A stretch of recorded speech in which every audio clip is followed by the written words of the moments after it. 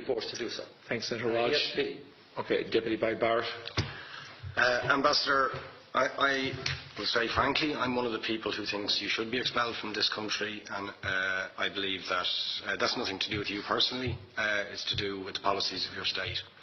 And I think, along with Desmond Tutu, that the time for treating you as a normal state is over, because you're not behaving as a normal state.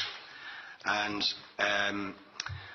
I just want to ask you questions, really, in relation to that contention. And I would just say, for the record, it certainly isn't motivated by anti-Semitism in my case. I mean, for example, when disgraceful attempts were being made to downplay the horrors of the Holocaust by people like David Irving, I brought a Jewish Auschwitz survivor to this city to organise meetings and get her on national television to remind the Irish people about the horrors of the Holocaust.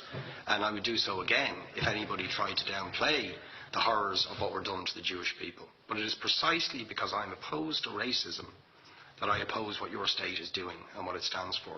So I just want to ask you a few questions in relation to that. And I should also say, by the way, I lived for a year on Moshav Neot Hakikar in the Dead Sea in 1987, 2 weeks before the first Intifada broke out.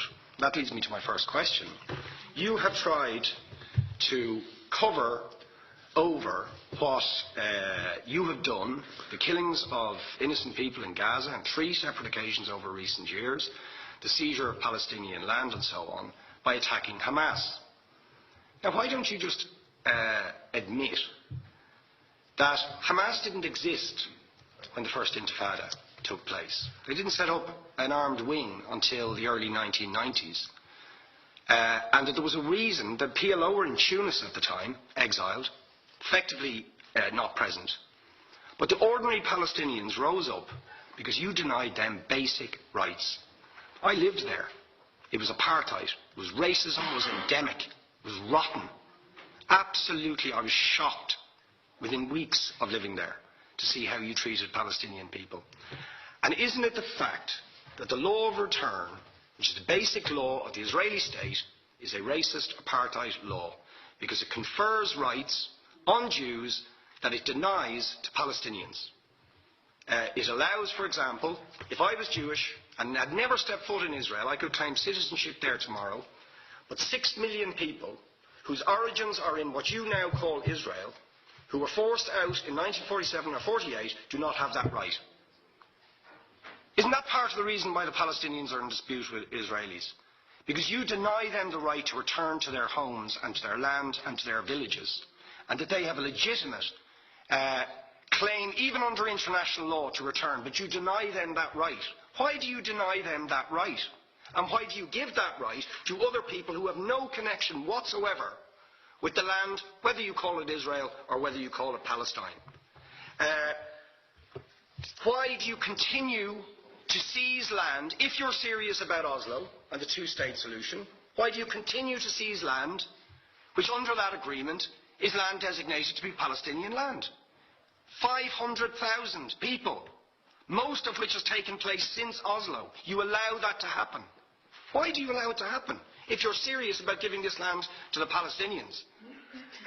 It's absolutely extraordinary. And it just, are you not just taking us, Ambassador, for idiots? That you can say with a straight face, we're serious about peace, but while we're serious about peace, we're going to seize Palestinian land. And you expect the Palestinians to just sit back and do nothing about that. And the world to accept that that is an acceptable way to behave. And you asked earlier on, could we have some constructive solutions?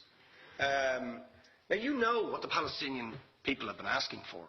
Far less even than some people would ask for. Because I believe the whole apartheid system should be dismantled. But what they've asked for is to lift the siege of Gaza. Just to lift the siege of Gaza. Let them have an airport. Let them have ports. Let them not be dictated to by a government for whom they do not vote as to what can go in and out of their territories, whether they will have power, whether they will have clean water, whether they will have medicine. What makes you think you're allowed to have nuclear weapons and the fourth biggest army in the world and visit destruction on the people of Gaza, but they have no right defend themselves.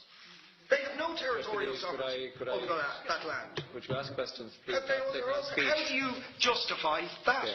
All right. How do you justify those double standards? And very lastly, Ambassador, people like Bishop Tutu, Nelson Mandela, and I would certainly describe your state as a apartheid state, with different laws for people depending on their race or religion. Now, isn't that just the case that, for example, at checkpoints going into the West Bank, there's a channel if you're Israeli or European, and there's a channel if you're Arab? Just because you're Arab. If you came into Dáil Éireann and they stopped you and said, "Are you Jewish?" "Oh no, sir, you can't come in through the same entrance as Irish people or European people because you're Jewish," you would call that racism and apartheid. But yet you practice that. You practice that with your checkpoints and your military barriers and your apartheid wall. How can you justify that? All right, thank you. Last